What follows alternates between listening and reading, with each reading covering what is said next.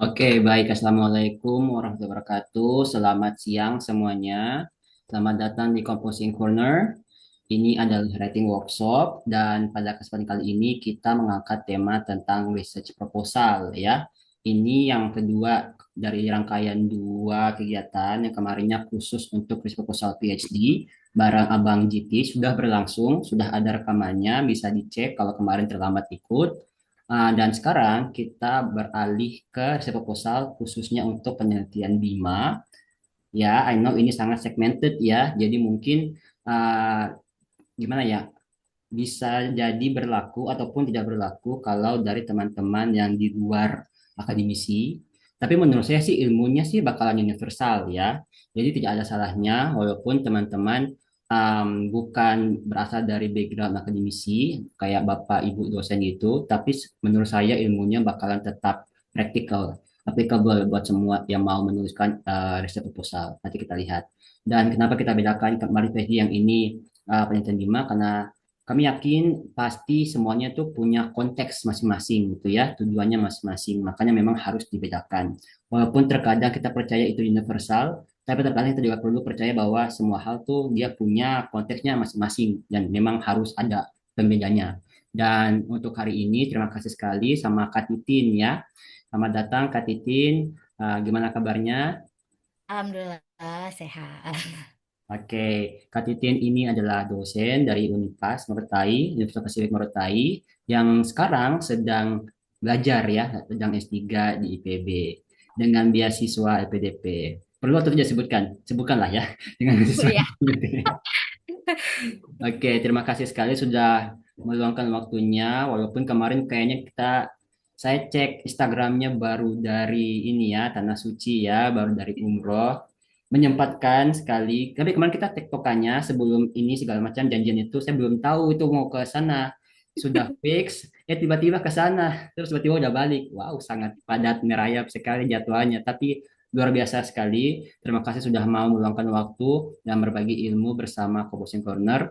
Untuk teman-teman yang belum tahu, Composing Corner ini kita punya akun Instagramnya, bisa dilihat di sini. Kalau yang belum follow nanti bisa kepoin. Kita komunitas yang free ya, tidak berbayar dan kita fokusnya ke writing. Usaha-usaha usaha kita adalah kayak kita lebih mengedukasi dan fokusnya ke writing, berbagai macam bentuk writing. Jadi kita tempelkan ke berbagai konteks yang berbeda, lalu kita bikin writing workshop. Bisa dicek semuanya dan semuanya gratis. Dan ini teman-teman speaker-speaker yang hebat-hebat ini adalah berarti hitungannya volunteer gitu ya. Mereka meluangkan waktunya, tenaganya, dan ilmunya dengan sukarela dan komunitasnya sangat berterima kasih sekali. Semoga bisa bermanfaat buat teman-teman yang mengikuti setiap agenda dari Composing Corner ya. Um, Besar harapan kami teman-teman bisa mendapatkan hal-hal sesuai dengan yang diinginkan, yang diharapkan. Dan tenang saja kalau teman-teman yang belum bisa join di hari H, selalu ada rekamannya. Nanti selalu akan kami share di Instagram maupun di grup WA. Oke, kayaknya terlalu panjang intronya ya dari Composing Corner ya. Sekian ya. Kita promosi komkornya. Sekarang saya kasih kalau zaman dulu kan apa waktu dan tempatnya. Kalau zaman sekarang itu saya berikan layarnya. Oke, saya berikan waktu dan layarnya kepada Kak Titin. Dipersilahkan. Saya izin stop screen deh kalau gitu. Mana ya? Tombol stop screennya di mana? Oke. Baik, Kan. terima kasih. Assalamualaikum warahmatullahi wabarakatuh. Waalaikumsalam. Dan selamat siang. Mungkin pertama-tama terima kasih dulu kepada Composing Corner yang juga sudah memberikan ruang untuk bisa berbagi sedikit sedikit ilmu maupun sedikit sharing atas pengalaman yang pernah dilewati. Terima kasih juga kepada teman-teman yang Bapak Ibu atau Kakak yang sudah siap bergabung untuk di siang hari ini. Maklum kalau di sini mungkin masih jam 12 tapi di sana sudah jam 2 itu luar biasa effort ya. Makanya terima kasih untuk kesempatannya. Nah, eh, baik, mungkin di sini karena memang saya share-nya itu terkait penulisan proposal di Bima khususnya. Mungkin sekedar awal pengantar sedikit, memang kalau seperti yang tadi dikatakan oleh Dwi bahwa setiap penulisan itu memang universal, namun ada beberapa hal-hal yang mungkin punya istilahnya selingkungan tersendiri, menulis esai lain, menulis proposal lain. Bahkan meskipun kalau kami di lingkup Kemensaintek ini, Kemdikbudsaintek ini kita beberapa ada banyak hibah penelitian, namun tiap-tiap hibah pun punya selingkungan masing-masing. Dan mungkin disclaimer dulu, mungkin saya bukan yang sangat ahli, namun alhamdulillah beberapa kali bisa mampu lulus bersaing dalam hibahnya, makanya izinkan saya untuk share beberapa pengetahuan, dan pengalaman saya mungkin. Eh, izin mungkin saya ada share sedikit bahan, tidak banyak, yang penting untuk bisa mengarahkan sedikit. Apakah mungkin sudah terlihat yang materi yang saya share? Iya, bisa. Oke. Nah, di sini mungkin ya di sini ya terima kasih di sini saya memperkenalkan diri, saya Titin Sofiati, eh, dosen di Unipas, dan untuk saat ini alhamdulillah menjalankan studi dengan bantuan dari LPDP di IPB University. Nah, mungkin sekedar sedikit perkenalan kurikulum vitae sendiri. Saya S1-nya background-nya di perikanan, pemanfaatan sumber daya perikanan, Unhair. Melanjutkan S2 di Sistem dan Pemodelan Perikanan Tangkap IPB. Melalui beasiswa juga dari Kemdikbud, dulu namanya beasiswa unggulan BU untuk calon dosen, sehingga tanpa sadar langsung terjebak di dunia akademisi setelah selesai hingga sekarang alhamdulillah, dan saat ini saya menjalani studi juga di Teknologi Perikanan Laut IPB, juga IPB University. Nah, untuk pekerjaan sekedar pengantar mungkin ada yang di luar dosen Unipas, dan juga untuk sebagai informasi di Komposen Corner ini bahwa dari 2014 sampai sekarang itu saya sebagai dosen tetap di Universitas Pasifik Morotai. Selain sebagai dosen tetap juga dari tahun 2021 sampai 21 sampai sekarang saya masuk dalam subbokca ilmiah pengelolaan kakap kerapu di DKP Maluku Utara. Nah, khusus untuk di bidang ini, di bidang penelitian, mungkin tugas kami sebagai akademisi itu kan memang eh, memang berhubungan dengan riset. Namun kalau khusus untuk riset yang dibiayai oleh menggunakan BIMA dan dibiayai oleh DRTPM, Kemenristek di Kemdikbudsaintek itu sudah 3 kali, alhamdulillah pada tahun 2017 itu lulus dalam hibah dosen pemula, 2018 juga eh, dosen pemula juga. Namun dan kemudian ada jeda di mana dari 2018 nanti pada tahun 2024 juga 2024 baru bisa lulus lagi hibah, namun dengan skim yang berbeda, yaitu penelitian fundamental reguler atau FPR. Nah, kenapa ada jarak yang cukup jauh dari satu riset ke apalagi ke riset yang terakhir, itu pun nanti akan kita ketahui bersama.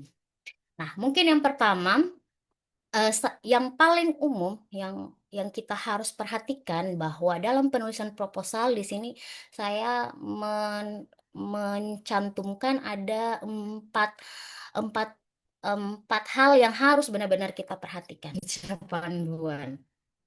Ini ini sebenarnya terdengar klise, namun pada kenyataannya kebanyakan hal ini juga sepele, dianggap sepele oleh yang lain. Eh, Tidak semua orang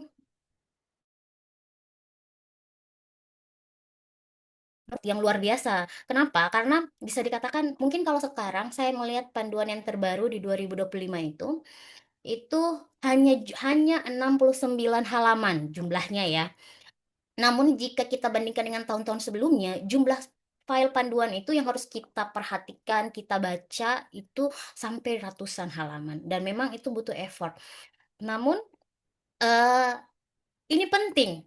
Kenapa? Karena ada hal-hal yang kalau kita umumnya, kadang saya juga cenderung pribadi hanya melihat langsung ke part di bagian di mana kita kita hanya cukup melihat syarat, memenuhi syarat tidak dan sebagainya. Tapi ternyata memang itu hal yang paling penting. Yang kedua itu mempersiapkan atau pemenuhan syarat dan ketentuan. Ini juga menentukan kapan kita file ini eligible untuk ikut berkompetisi. Dan yang ketiga itu isi dan RAB. Ini saling keterkaitan, ini dua hal yang tak bisa dipisahkan. Dan yang empat itu secara opsional itu mentoring. Di sini sebenarnya saya mencantumkan ada mentoring karena seperti yang mungkin tujuan dari kegiatan ini ya, kalau eh, eh, ini kadang ada hal-hal selingkung-selingkung yang mungkin akan eh, membuat kita lebih terbantukan lulus dalam ini berhibah bersaing yang tidak tercantum bahkan ada pada ini buku panduan yang ada. Nah, eh, kenapa kita harus membaca buku panduan? Karena oh my God, astaga, mohon maaf ya abaikan saja yang di atas karena buat buru-buru buat ininya. Tapi karena yang pertama di sini saya ada 4 hal kenapa harus baca buku panduan. Yang pertama itu karena ada kebijakan dan aturan yang eh, pasti berubah di tiap tahunnya.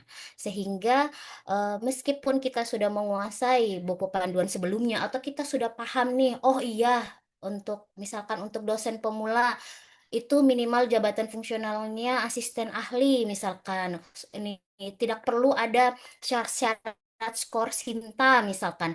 Tapi mana kita tahu di tahun berikutnya itu bisa saja ada kebijakan baru. Bisa saja karena ada efisiensi, makanya program hibah tetap jalan namun syarat dan ketentuan diperketat. Itu yang harus memang kita harus tetap jangan abaikan buku panduan itu tersebut. Yang kedua, kita bisa mengetahui arah riset nasional. Meskipun dalam Kemdiksaintek itu sendiri, ini dalam tiap tahun pemerintah pasti punya target-target atau arah riset nasional. Arah riset nasional itu sendiri itu sudah tertuang ya dalam Perpres nomor 36 tahun 2017. Namun eh, setiap tahun pemerintah pasti ada salah satu topik yang menjadi fokus mau diunggulkan yang mana seperti itu. Dan yang ketiga, ketetapan anggaran. Ketetapan anggaran itu berkait dengan jumlah anggaran. Misalkan ada perbedaan yang cukup signifikan dari yang hibah tahun 2024 itu masih ada dosen pemula afirmasi. 2025 sepertinya sudah tidak ada atau berbeda ada jumlah-jumlah jumlah batas anggaran yang disediakan per skema penelitian maupun pengabdian itu pasti akan berbeda dan diperuntukkan juga yang berbeda seperti itu. Dan yang keempat, itu tadi ada syarat dan ketentuan yang berlaku. Tiap tahun sudah pasti berdasarkan kepentingan tertentu, pemerintah pasti akan atau mengupgrade lagi syarat dan ketentuan para para pejuang-pejuang butuh hasil-hasil riset di bidang-bidang tertentu. Makanya sangat penting dalam membaca buku panduan. Nah, yang kedua, yang eh, saya ingin menitik beratkan ke rencana riset nasional. Seperti yang telah mungkin nanti teman-teman semua bisa mengakses itu semua di dalam Perpres nomor 38 2017 ini, Indonesia itu telah punya arah riset nasional kemana. Dan dalam Perpres itu sendiri menetapkan ada 6 kelompok riset yang memang sudah ditetapkan. Namun, dalam tiap tahunnya itu tidak selamanya urutan prioritas riset itu sama. Nah, sehingga kalau berdasarkan Perpres ini di tahun 2017 sampai di tahun 2020 itu mungkin kelompok riset yang pertama ini, kelompok riset terapan berbasis sumber daya alam itu dia nomor satu, artinya dia lebih prioritas. Nomor duanya kelompok riset maju berbasis sumber daya alam dan sebagainya. Tapi ternyata di 5 tahun selanjutnya dan bahkan hingga selanjutnya, kelompok riset eh, rintisan terapan justru yang nomor satu yang diupayakan. Nah, ini menjadi dasar dari dosen maupun peneliti agar kita tahu pasti bahwa eh, rencana riset yang akan kita lakukan itu sesuai tidak dengan anggaran, dengan rencana riset nasional. Apakah ini tingkat urgensinya itu seperti apa? Ketika sudah sesuai, jangan lupa kita juga harus tetap memperhatikan isu-isu atau permasalahan yang urgen. Juga fokus riset dari bidang ilmu masing-masing. Contohnya, meskipun sudah ditetapkan bahwa di tahun 2020, 2017 sampai di tahun 2020 itu riset utama yang nomor satu prioritasnya itu yang ini nomor satu, kelompok riset terapan berbasis sumber daya alam. Namun seluruh dunia waktu di tahun 2009 mengalami COVID-19. Sehingga waktu ini pada tahun 2020 itu yang paling urgent itu semua penelitian maupun semua pengabdian masyarakat itu berfokus kepada COVID. Dari segi apapun, riset-riset tentang COVID itu yang diutamakan. Nah, itulah kenapa kita harus lebih jeli dalam menentukan tema riset kita. Begitupun tidak bisa diabaikan bahwa fokus riset di bidang ilmu kita masing-masing. Misalkan contoh saya orang perikanan di eh, eh, pemerintah sebelumnya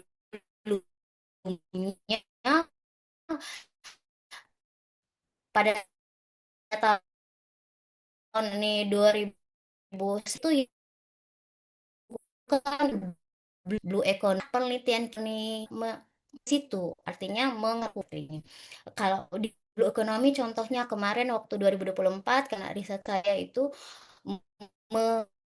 mengemukakan keberlanjutan perikanan tangkap sehingga dengan mempertimbangkan itu otomatis eh, dalam penyusunan proposal kita dapat menulis pemikiran kita, namun secara ini tidak langsung sudah searah dengan program pemerintah pada umumnya, program lingkup bidang spesifik ilmu pada umumnya, lebih spesifik ke keilmuan kita. Sehingga istilahnya ini bisa diistilahkan kita mengambil peluang yang lebih memungkinkan. Negara nggak rugi gitu, negara tidak rugi membiayai sejumlah uang untuk riset kita karena memang itu yang negara butuhkan atau itu yang bidang ilmu kita butuhkan. Seperti itu. Makanya ini hal yang paling penting yang mendasar untuk kita cari tahu eh, sebelum kita menyusun proposal penelitian kita. Nah, yang berikut yang tak kalah pentingnya juga eh, dalam pemenuhan syarat dan ketentuan. Nah, kalau syarat dan ketentuan ini sudah pasti yang pertama harus sesuai panduan. Nah, syarat dan ketentuan yang seperti saya ini bilang tadi itu karena tiap skim penelitian itu pasti syarat dan ketentuannya berbeda. Tidak semua skim penelitian yang dikeluarkan oleh Kemdiksaintek itu dapat diakses oleh kita, artinya bahkan oleh kampus kita. Misalkan banyak hal yang harus dipenuhi. Tingkat eligible-nya kita tuh seperti apa? Ini saya kasih contoh yang paling dasar, Alhamdulillah Unipas dengan apa ya kampus kita itu bisa mengakses hampir semua jenis skema penelitian maupun pengabdian masyarakat. Namun kalau tingkatan kampus yang seperti PTNBH sudah pasti tidak akan bisa ini untuk PDP udah tidak lagi seperti itu. Makanya dalam dalam itu baru kampusnya, belum lagi tipikal skim penelitiannya. Eh, ada syarat-syarat dan ketentuan misalkan kalau dosen pemula hanya untuk jabatan fungsionalnya hanya bisa dari asisten ahli hingga lektor. Nah, lektornya lektor berapa dalam ketetapan? Kalau di kita mungkin ada lektor 200, lektor 300. Itu pun win istilahnya 50-50. Kadang kalau sudah kalau sudah lektor, mendingan jangan lagi ikut dosen pemula. Ayo tingkatkan kapasitas untuk bisa mengikuti scam yang lain. Nah, di scam yang lain ini pun banyak sekali syarat dan ketentuan tertentu. Nah, misalkan ini penelitian yang jumlah anggarannya lebih besar, paling standar ya untuk penelitian fundamental. Kalau untuk penelitian fundamental, syaratnya ini kalau PDP cukup dengan punya NIDN, ada Jafung juga boleh. Ini sudah layak lah untuk ini. Kadang tidak Jafung pun tetap bisa ikut ini untuk seleksi PDP karena waktu ini saya lulus pertama pun itu belum ada Jafung. Nah, kenapa tapi ketika sudah kita melihat ini mentargetkan skema riset yang lebih besar.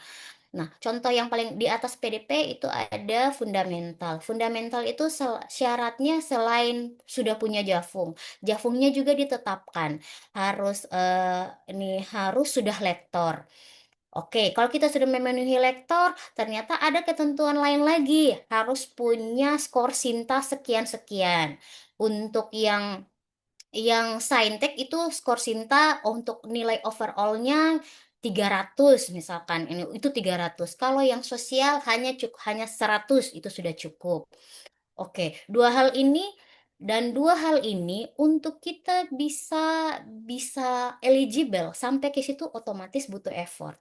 Makanya disitulah dosen tidak bisa hanya berdiam diri, kita tetap harus berkembang, berkembang. Kita harus memenuhi syarat itu kalau kita pengen juga bisa punya punya peluang yang sama untuk bersaing dan kalau memang proposal yang kita tulis bagus dan layak didanai, kita menjadi penerima hibah seperti itu. Jadi untuk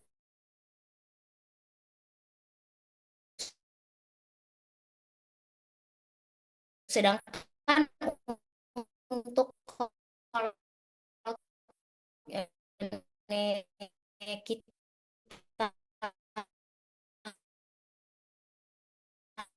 kita untuk memenuhi syarat itu butuh citasi, semakin banyak penelitian kita dipublish, disitasi, itu yang akan menaikkan skor Sinta kita sehingga kita dapat mampu belum lagi ada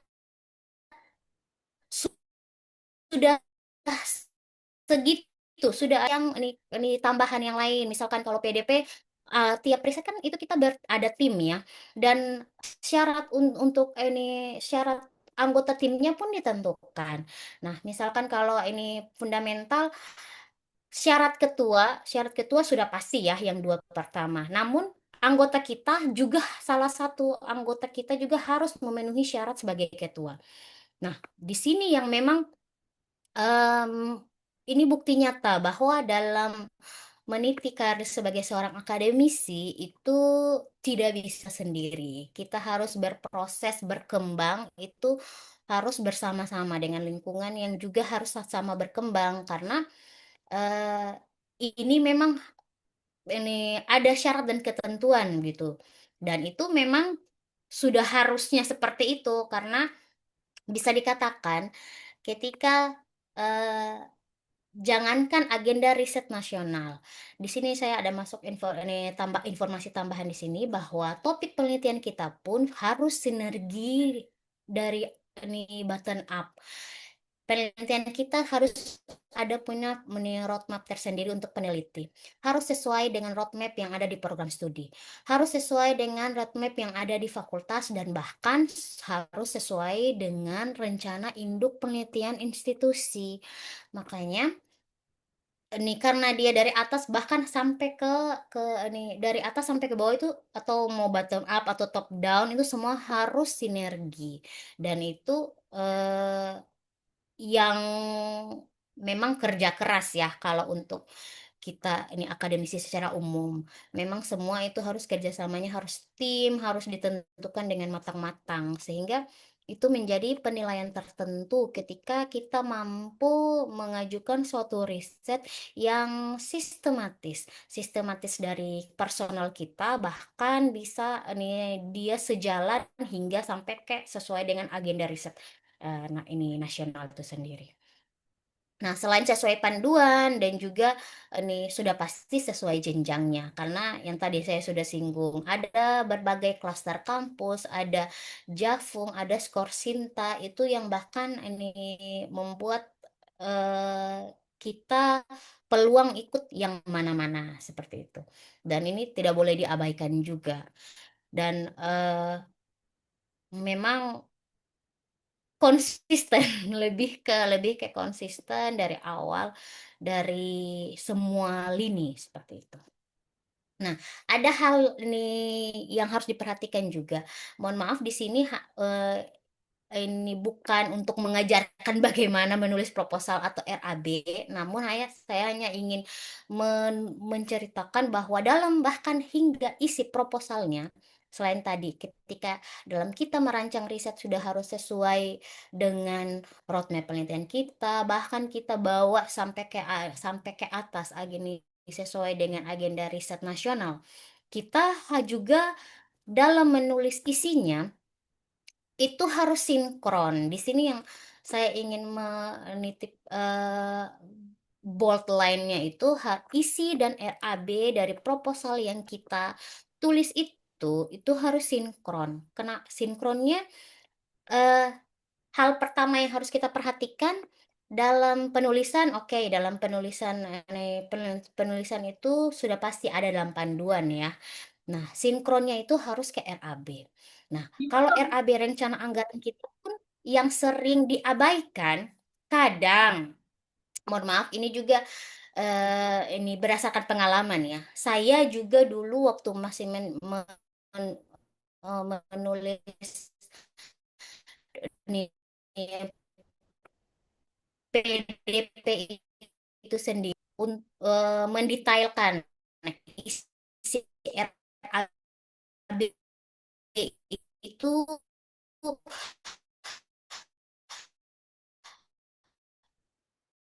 hanya 40.000 ya udahlah langsung tulis satu unit 60.000 misalkan ataupun pokoknya hanya berdasarkan itu ternyata ketika ternyata tidak bisa seperti itu hanya ini istilahnya itu oke referensi yang tambahan namun yang paling utama itu kita harus berlaku di tahun itu.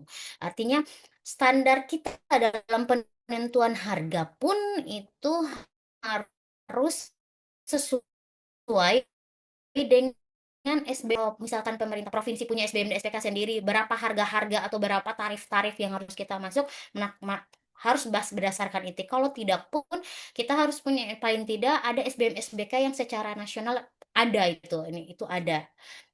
Dulu di dalam penyusunan ini panduan ditulis itu harus sesuai ini link yang berdasarkan SBM dan SBK pun linknya harus kita akses. Nah, dengan mengikuti standar biaya yang sesuai yang telah ditetapkan itu memungkinkan RAB kita pun tidak terlalu banyak terpotong.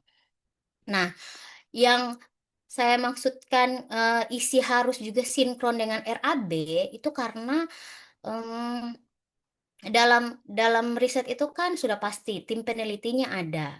Nah, tim penelitinya ini apa yang dikerjakan, yang kita tuliskan dalam proposal, metode apa yang kita pakai, yang kita pakai atau alat analisis yang kita pakai harus tersinkron dengan anggaran yang nanti kita susun. Misalkan timnya ada anggota tim dosen tiga, anggota mahasiswa dua, harus tercover. Jadi setiap penggunaan atau setiap eh, agenda, misalkan dalam kita menentukan misalkan transportasi atau konsumsi, perhitungannya tidak bisa by one atau apa, itu tidak. Jadi harus benar-benar dihitung dan nih harus selaras, harus tercover di dalam nih proposal itu sendiri dan di RAB. Nah, begitupun kayak nih konsumsi. Dan ada satu hal yang sering kadang eh, beberapa kali nih saya mungkin melihat kalau eh, ada yang kalau dalam hitung tenaga bantu itu dianggap udah tim peneliti. Ternyata itu dua hal yang berbeda. Tim peneliti kalau kita mau punya tenaga bantu lagi itu dapat juga dipakai. Dan perhitungan tim peneliti dan tenaga bantu itu sudah pasti juga berbeda kalau kita mensinkronkan isi dan RAB itu sendiri. Nah, Nanti nanti ini saya tunjukkan ya. Mungkin saya tunjukkan sedikit, spill sedikit contoh proposal yang kemarin didanai itu seperti apa. Misalkan di isinya yang tercover di RAB itu seperti apa. Ini metode yang dipakai, alat analisisnya yang dipakai itu seperti apa. Yang tergambar enggak ke RAB itu sebagaimana dengan jumlah-jumlah yang kalau SBM dan SBK dan lain sebagainya itu saya rasa itu dapat diakses semuanya. Mungkin teman-teman semua ini dapat mengakses itu ini mengakses bebas lah di Google juga ada.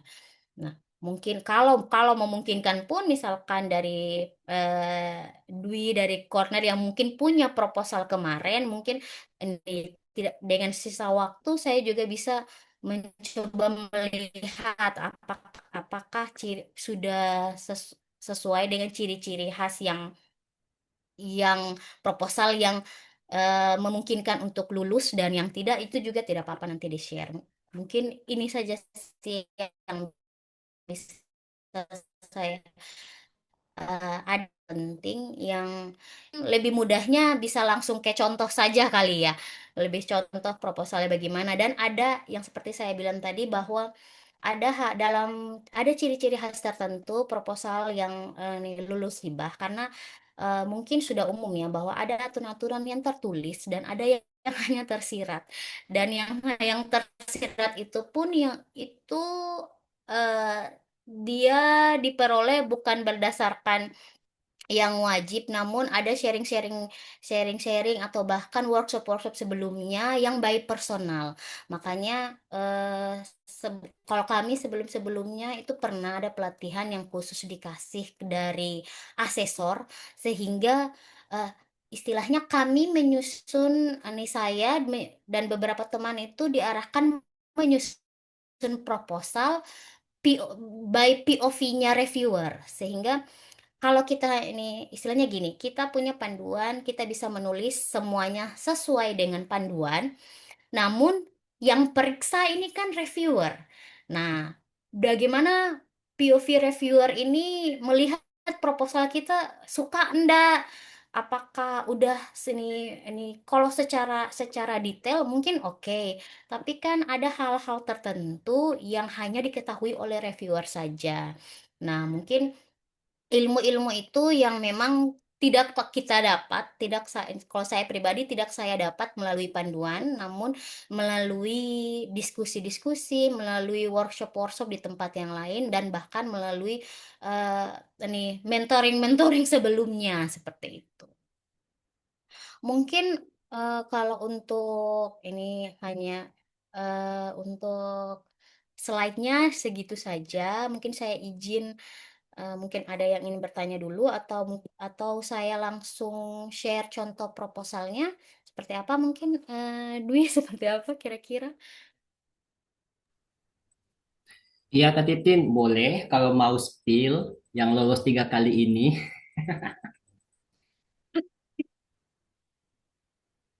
Oke, tapi kalau yang untuk arahan yang ini, saya rasa bisalah semua masih. Menurut saya Mungkin sih saya yang ini paling izin sulit share. itu, yang paling challenging itu RAB sih. Tapi mungkin karena ya baru belajar juga kan. Tapi dari lihat penjelasannya Kak Iya. Titin tadi dan juga pengalaman saya kemarin coba juga, FYI saya coba cuma belum lolos. Ya. Oh, nanti mungkin Dwi bisa share mungkin Iya, udah kalau udah sudah mengikuti alur yang sampai terakhir tanya-tanya orang gitu, cuma mungkin belum Mm-mm. rezeki. Tapi rezekinya Oke. jadi anggotanya Ibu Mega. Oh iya, Ya, alhamdulillah. ya di sini ada teman-teman dosen Unpas juga yang hadir. Terima kasih. Oh, sini ada sudah raise hand banyak nih, Kak Titin. Ada Wah, Ibu Rahmania sama Epe. Tadi siapa yang duluan ya? Saya kurang tahu. Oke, yang on cam duluan deh yang tanya deh. Silakan, Ibu Rahmania. baik. Baik, selamat siang. Ya, selamat. Perkenalkan, nama saya Ramania Jainuddin. Eh, saya kemarin tuh sempat waktu S2 pernah ikut juga yang BIMA, Kak. Tapi pernah ajukan cuma yang kalau nggak salah yang fundamental yang untuk tesis magister. Tapi belum belum lolos, belum keterima. Terus ini sekarang kan saya lagi sementara alhamdulillah lanjut lagi untuk S3 pakai LPDP juga Kak.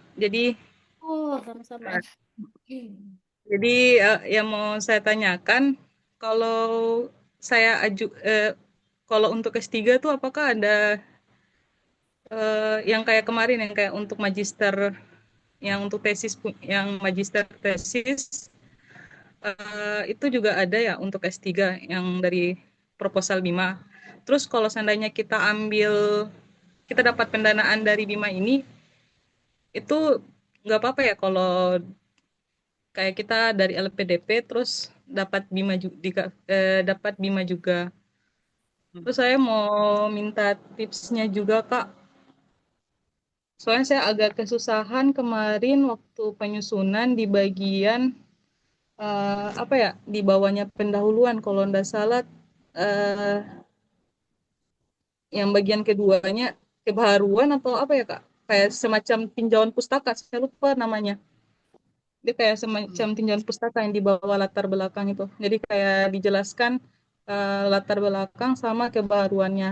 Di situ saya lumayan susah soalnya kan di situ kita jelaskan latar belakangnya juga sama metodenya. Terus kayak ada beberapa kata yang terulang dari latar belakang yang sudah saya tulis awal. Terus pada bagian itu juga saya kayak mengulangnya kembali. Jadi mungkin bisa dikasih saran bagian keduanya itu saya tulis apa. Makasih. Terima kasih pertanyaannya. Silakan Kak Titin bisa langsung kayak satu-satu Ya, dulu gitu ya. mungkin ini langsung ya ke eh, Rahmania. Eh, oh, ini terkait terkait tadi saya tangkap karena memang LPDP juga ya. Jadi sebenarnya itu pertanyaan yang juga sama di benak saya ya, karena eh, saya juga sebentar lagi nanti ini sudah harus menyusun proposal penelitian dan sebagainya. Apakah kita harus tetap mengambil peluang itu? Karena kalau dari segi anggaran ya, dari segi anggaran sebenarnya lebih menggiurkan kalau yang Kemdikbud itu kan, karena kita pendanaannya juga 2 tahun, maksimal per tahun itu 60 jutaan, sudah pasti mungkin kalau dilihat dari jumlah angkanya itu lebih besar dibandingkan yang langsung jatah kita sebagai awardee ya.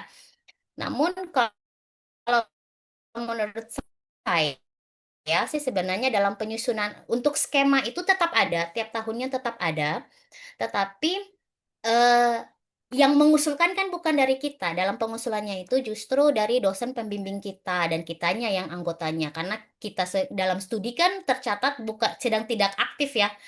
Ini, oh mohon maaf, ini Kak Romanianya ini dosen atau apa Ah, ya? belum Dosen Kak, kan saya ya? baru lulus kemarin. Ini Oh, lanjut lagi. belum nih. Oh mungkin ini. mungkin itu nanti ini dengan scam ini yang berbeda ya, mungkin karena saya dosen, otomatis karena dengan status studi saya itu sedang tidak aktif, eh, jadi dalam proses pengajuannya itu, kalau memang direncanakan mau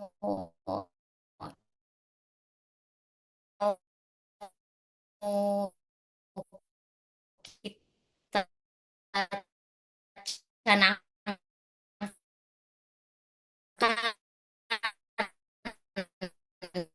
istilahnya untuk tempat hibah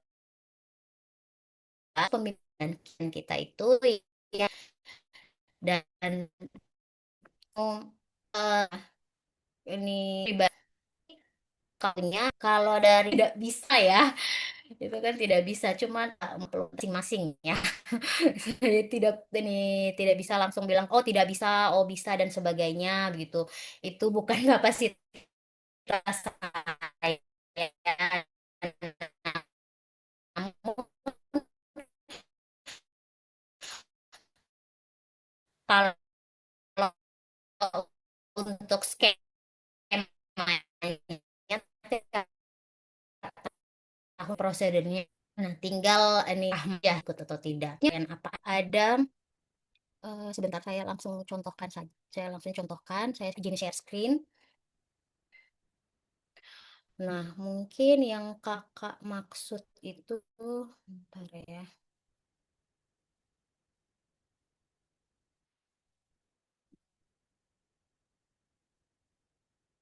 Di bagian yang setelah latar belakangnya.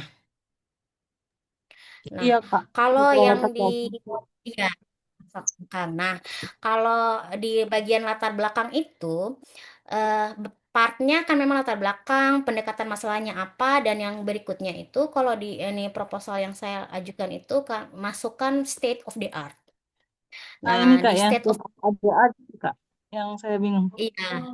Nah, kalau ini kita cukup melihat saja di mana di ini apakah topik riset penelitian kita sudah banyak dilakukan oleh orang lain atau yang sudah ada sebelumnya atau belum. Nanti kita melihat di mana sih. Mohon maaf, bukan selfish ya, tapi alhamdulillah untuk tema penelitian saya memang landasan teori atau landasan-landasan riset-riset sebelumnya itu memang itu hasil dari penelitian saya. Sehingga ini juga menjadi saran baiknya kenapa baiknya kita fokus tadi, kita terstruktur, rencana riset kita punya roadmap yang pasti, sehingga secara tidak langsung itu menunjukkan bahwa arah riset kita saja pasti begitu, dan ada rekam jejak bahwa kita meneliti di topik yang sama. Tapi eh, tidak masalah kalau ini karena untuk umum ya. Jadi paling bagus untuk di state of the art itu yang penting kita ungkapkan saja bahwa eh, ini yang menjadikan pembeda dari proposal kita yang sekarang dengan sebelumnya itu apa. Di sana ini apa yang kurang sehingga itu mendukung bahwa penelitian ini layak untuk didanai seperti itu. Mungkin kalau yang state of ini dan sebenarnya karena memang dalam ini ketika kita kita menulis proposal juga kan dibatasi dengan kata-kata ya. Jadi ini tinggal bagaimana tidak harus menulis lagi ulang pendahuluan, namun disajikan yang dapat dari POV reviewernya itu bisa melihat bahwa oh dia ini nih bedanya penelitian dia dari mungkin penelitian-penelitian yang lain dan peneliti sebelumnya. Apalagi state art ini tuh sangat kadang sebenarnya ilmu yang luas ya, bidang ilmu yang luas, yang banyak kadang eh, kita mengambil topik yang mungkin ini bukan yang jarang. Kalau yang jarang, alhamdulillah mungkin hanya by track record saja. Tapi kalau topik yang umum, misalkan kalau kami di perikanan, perikanan tuna itu banyak sekali. Tapi kebanyakan ini berada di mungkin utara Jawa, di selatan atau bahkan di wilayah yang lain. Tapi khusus kalau perikanan tuna yang di Morotai di tempat saya mengabdi itu mungkin tidak banyak hasil penelitian yang berhubungan dengan itu. Makanya ini uniknya dari rencana riset kita kelihatan bahwa ada kebaharuan di situ. Mungkin dari saya itu untuk Kak Rahmania. Oke, Kak Rahmania, gimana jawabannya? Sekedar info ada juga ini ya, diskusi yang berlangsung juga di kolom komentar. Kakak-kakak yang lain sudah bantu berkomentar juga di sini. Ada Kak Hartati bilangnya ada juga yang namanya disertasi doktor. Terus Kak Ramis di sini juga sudah singgung tentang yang PPDP sama Bima itu, apakah bisa sekali atau tidak. Katanya tidak boleh hibah panitian riset lain dalam hal ini Bima kalau sudah oleh EPDP. Jadi kayak itu ya, Ya, concern yang tadi itu kayak double funding gitu ya. iya, Harus memilih kayak salah satunya saja antara dana bantuan penelitian disertasi atau dana hibah penelitian Bima di Saintek. Jadi karena ini juga alumni LPDP yang baru selesai juga. ya Seperti itu. benar. Jadi itu. Nah, terus ini ya dibenarkan oleh Kak Sinta. mm, Iya. Kemudian ini terakhir, ini kayaknya Bapak Jas deh. Jadi di sini ada teman-teman, pasti ada Ibu Lady, Ibu Tati, ada Bapak Jas di sini, dan teman-teman dosennya di Unhair juga ya. Terima kasih sudah datang. Ada Ibu Indri, Ibu Tika, Pak Ramis.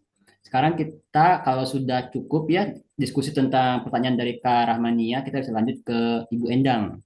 Silakan Ibu Endang. Ya, baik. Terima kasih. Assalamualaikum warahmatullahi wabarakatuh. Waalaikumsalam. Ya, saya Endang. Saat ini di Malang. Sedang ini lanjut S3 karena LPDP juga di UM. Alhamdulillah pengalaman dan anugerah yang luar biasa sekali. Di usia yang tidak muda, tapi ternyata LPDP memberi kesempatan untuk itu. Baik, saya di Universitas Khairul.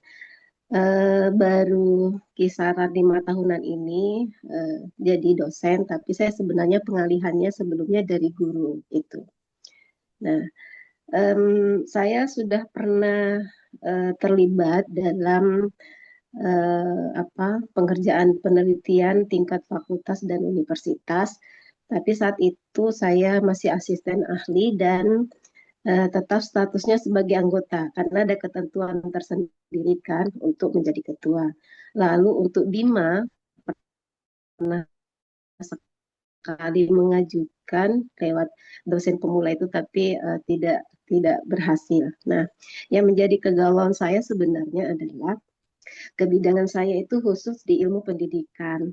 Rasanya skema atau tema yang ditawarkan itu agak tidak memberi ruang gagasan yang luas ke sayanya karena saya melihat bahwa berbeda peluangnya dengan teman-teman yang bidang keilmuannya di sains karena sepertinya memang fokus banyak diperlebar pada sumber daya alam itu, pemanfaatan dan bagaimana eksplorasinya. Nah, itu yang satu.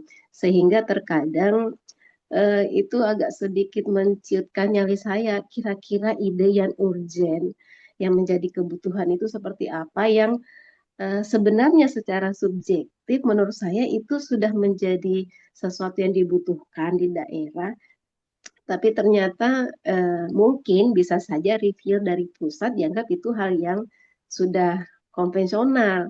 Tetapi untuk wilayah Maluku Utara bisa saja itu hal yang baru. Nah, di situ kadang konfliknya mungkin sehingga saya merasa bahwa agak-agak kecil ruang gerak gagasan untuk di bidang ilmu pendidikan itu. Apalagi saya ilmu pendidikan dan di sosial, ekonomi sosial itu. Nah, itu yang pertama. Lalu yang kedua, ketika terlibat dalam tim peneliti itu untuk RAB ya, walaupun misalnya di tingkat universitas masing-masing juga kan ada ketentuan benar seperti kata Mbak Titin tadi bahwa harus disesuaikan dengan SBM-nya. Nah, hanya saja terkadang dari pengalaman saya 3 kali pengajuan dan lolos itu yang seluruhnya adalah dari ide saya dan yang mengerjakan sampai selesainya adalah saya. Sampai pada RAB dan pelaporannya adalah saya.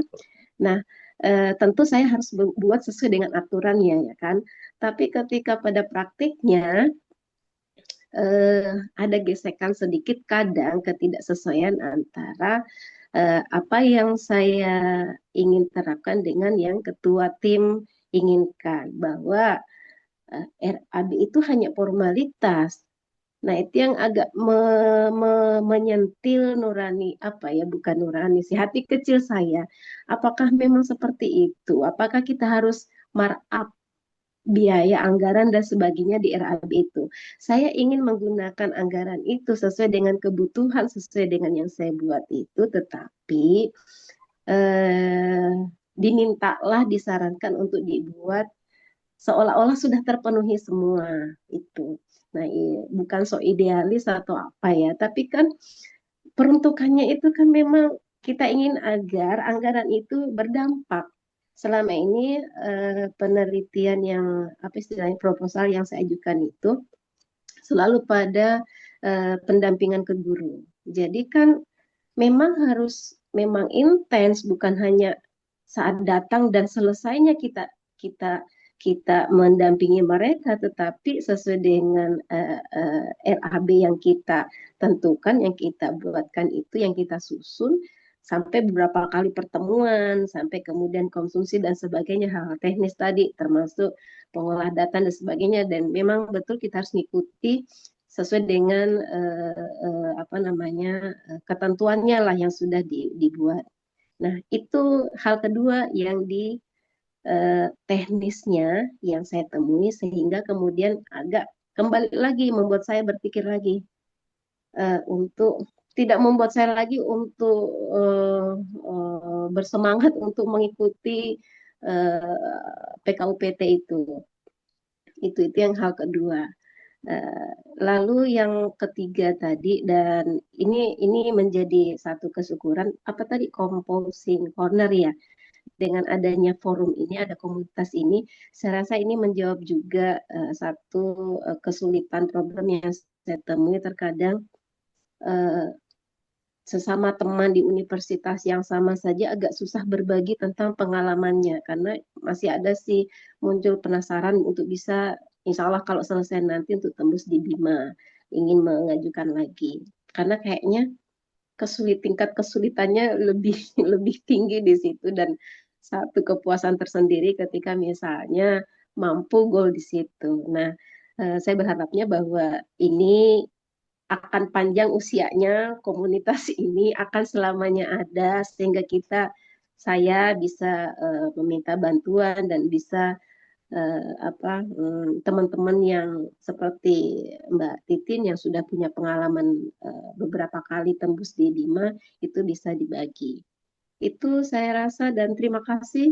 Tadi seperti kata Mas Dwi ya, tadi sebenarnya leyeh-leyeh mau tidur siang, tapi ternyata ini lebih lebih apa tinggi nilainya dibanding yang saya dapat ilmunya dengan teman-teman ada di sini. Tapi tadi tidak sengaja men-scroll, buka-buka WA grup, tiba-tiba ada undangan buat masuk ya. Alhamdulillah, ini mungkin jawaban juga untuk saya supaya kembali punya motivasi lagi untuk terlibat dalam pengusulan. Dan konsen saya memang dari awal itu selalu ingin bagaimana memberikan pendampingan Bu Tati, pendampingan ke guru-guru dan khususnya guru SMK.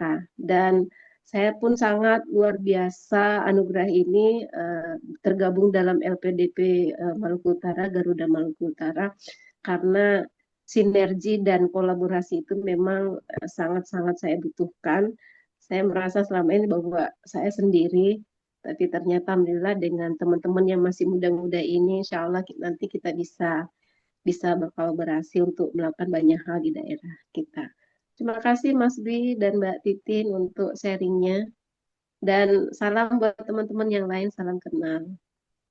Terima Terima kasih. kasih Bu Endang. Terima kasih sudah Iya, sharing-sharingnya ya. Silakan iya. Kak Titin meresponnya. Ya, terima kasih Fedi. Mungkin pertama mungkin merespon diskusi yang di chat ya.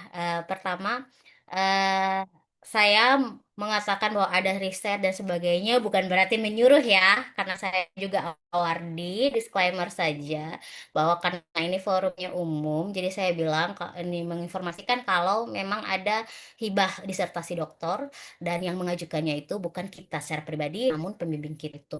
Soal kita yang sebagai awardee ini tuh bukan tidak ke situ ya, ini tidak ke situ karena saya juga awardee maksudnya.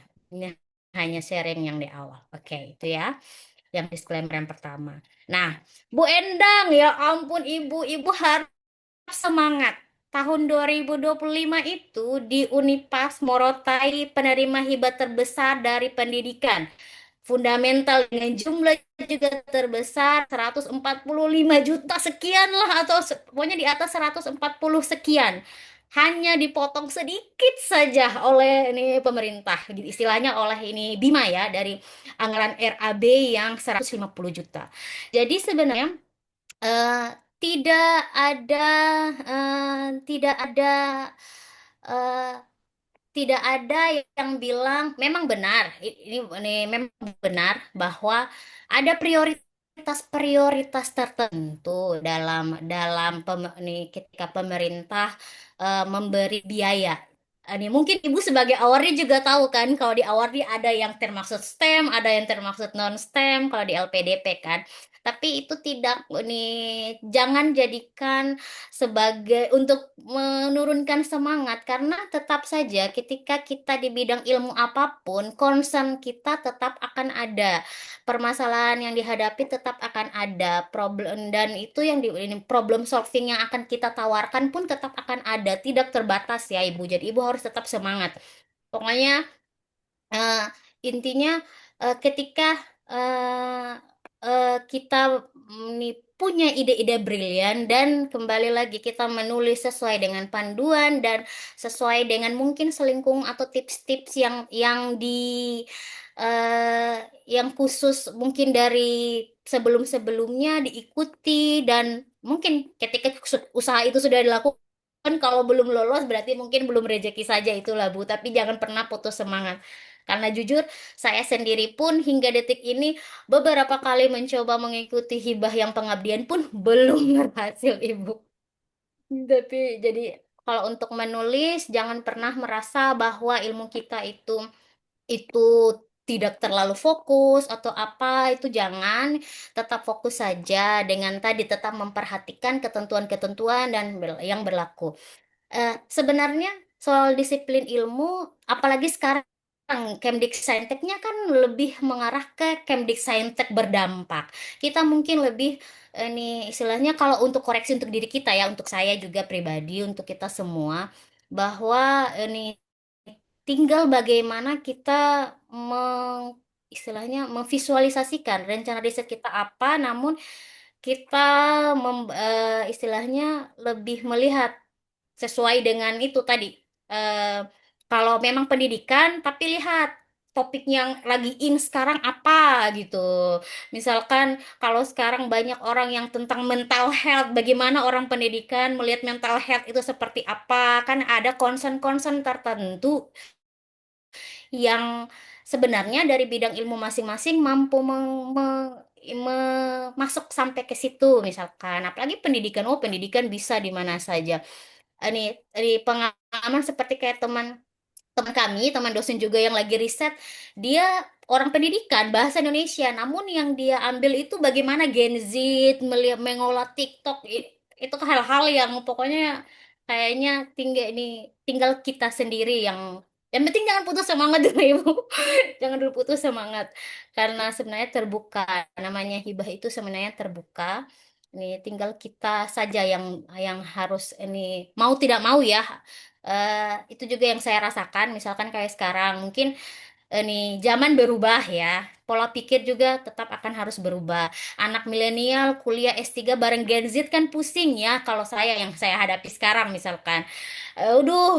Ini milenial tiba-tiba Gen Z yang serba sat-sat ya ampun pusing. Tapi mau nggak mau harus harus kita yang mengupgrade diri karena zaman tidak mungkin mundur gitu maksudnya.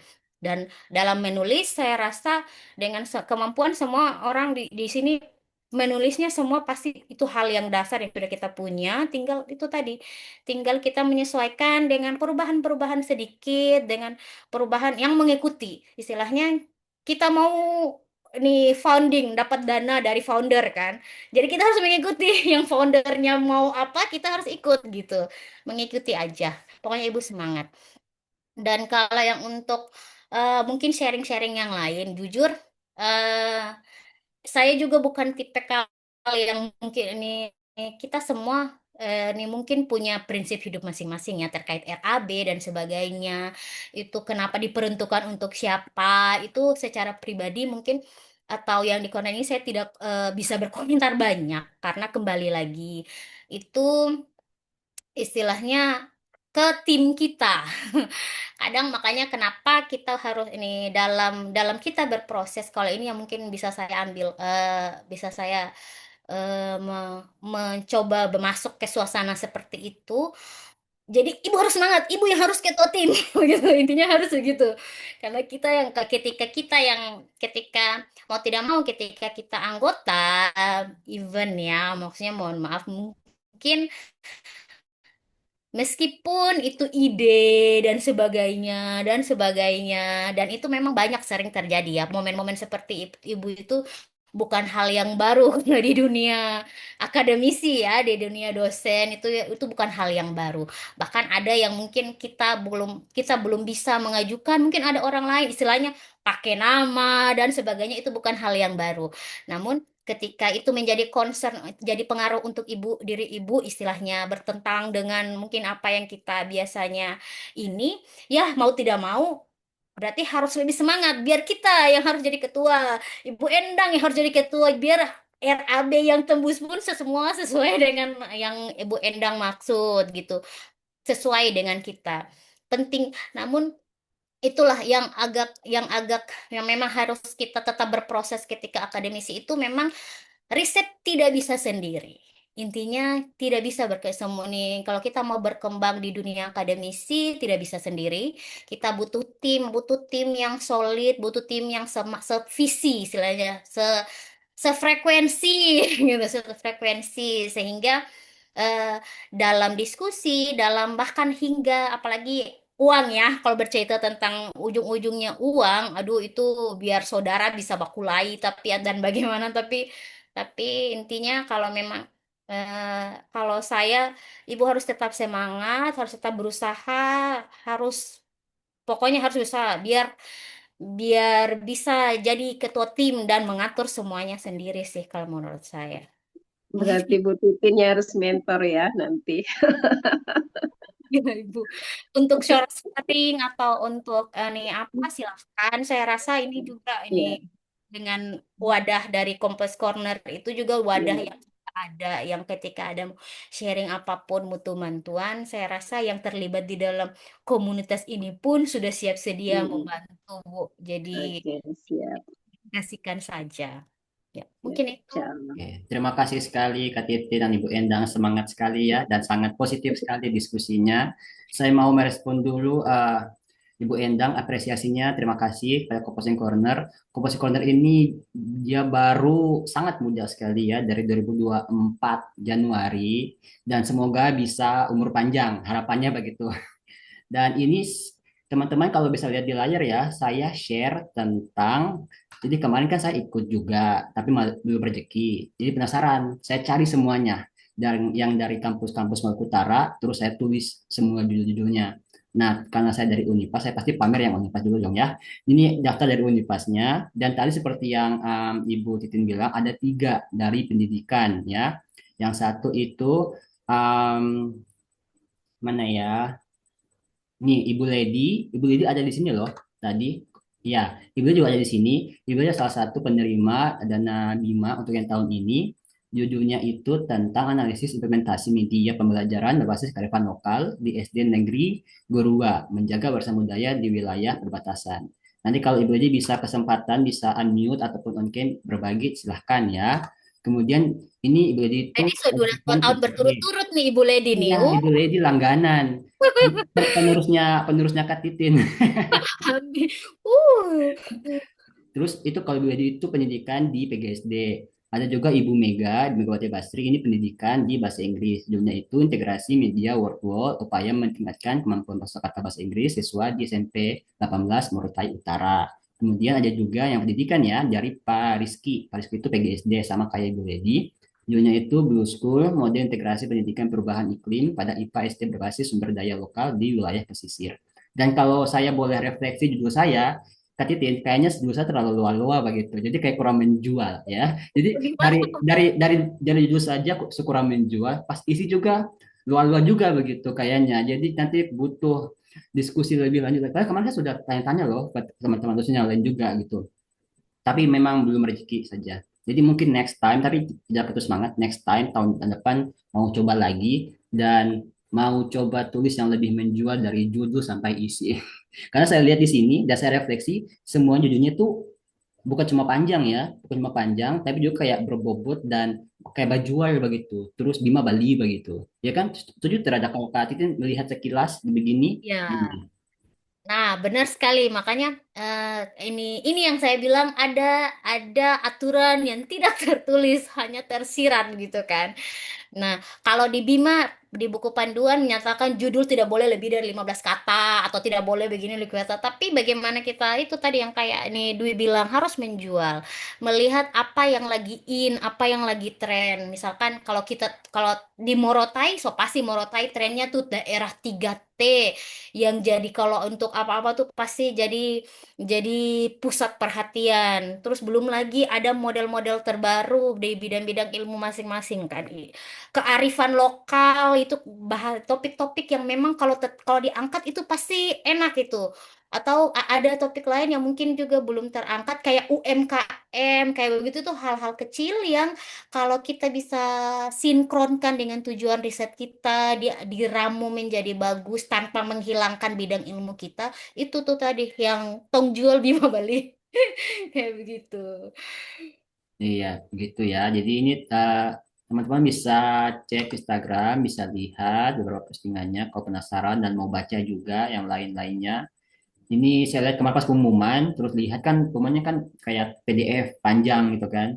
Terus saya coba sisir, lihat-lihat kampus yang di daerah kita, LDK 12 di Magetan khususnya kampus-kampusnya, dan ini adalah hasilnya gitu. Lumayan gitu ya, lumayan sekali, ini banyak gitu.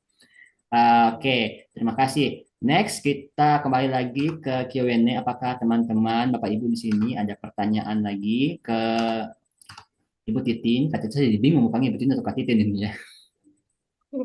Silahkan ya. Mungkin Pak Ramis mau berbagi juga, silakan. Ada Ibu Wartati juga, silakan. Ini ada Kamayawi. Kamayawi ini dosen baru juga, tapi di Manado. Bagaimana kehidupan di Manado, Kak Kawi?